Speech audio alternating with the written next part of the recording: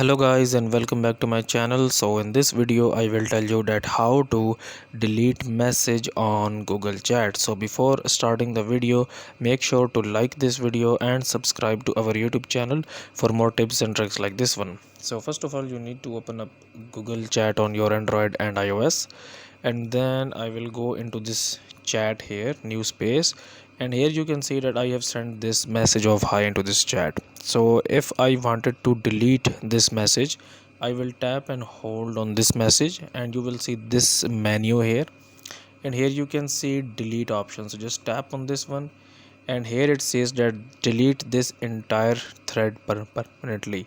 This will delete the original message and all replies. So just tap on delete here, and now we have successfully deleted a message in Google Chat. So that's it for this video guys. If you find it useful, kindly like this video and subscribe to my channel, and I will see you in the next video.